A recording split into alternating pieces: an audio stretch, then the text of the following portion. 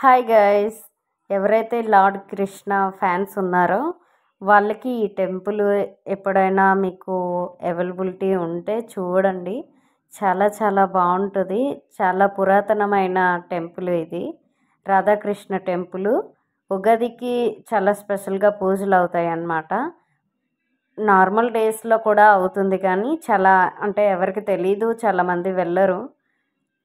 మీరు ఎప్పుడైనా విలేజ్కి శ్రీకాకుళం జిల్లా వచ్చి పలాస పర్లాకిండి వెళ్ళే రూట్లో కనుక వెళ్తే మీకు టైం ఉన్నట్లు కనుక అయితే మీరు కన్ఫామ్గా ఈ టెంపుల్కి వెళ్ళండి.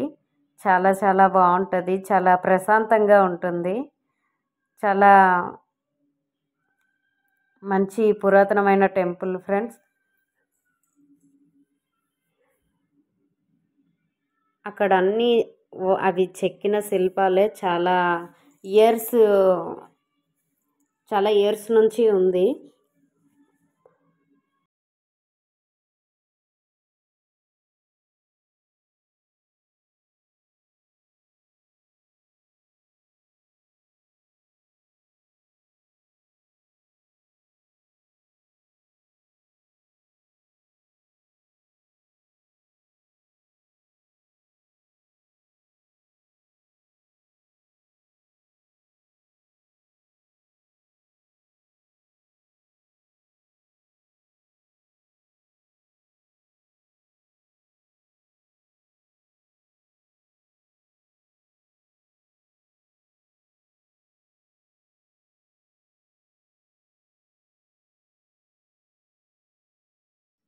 హాయ్ ఫ్రెండ్స్, చాలామంది కృష్ణ భక్తుల కోసం ఈ వీడియో పోస్ట్ చేయాల్సి వచ్చింది.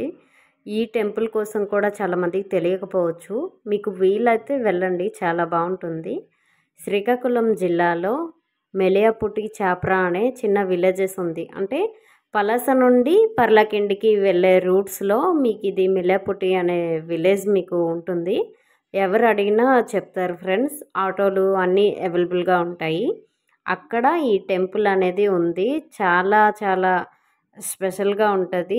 ఉగాది రోజైతే స్పెషల్గా అక్కడ యాత్రలు అనేవి జరుగుతూ ఉంటాయి. అంటే ప్రత్యేక పూజలు అన్నట్లు.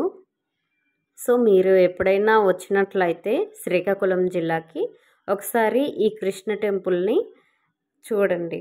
చాలా బాగుంటుంది. చాలా న్యూట్గా ఉందని పోస్ట్ చేశానని బ్యాడ్గా అనుకోవద్దు.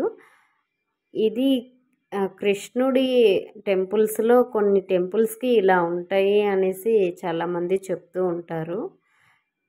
అప్పటి కొన్ని ఇయర్స్ బ్యాక్ అయితే ఇలా ఉండేదే కాదు టెంపుల్. చాలా అంటే రాయితో కట్టినట్లే ఉండేది. ఇటువంటి పెయింట్స్ అస్సలు ఏమి ఉండేవి కాదనమాట.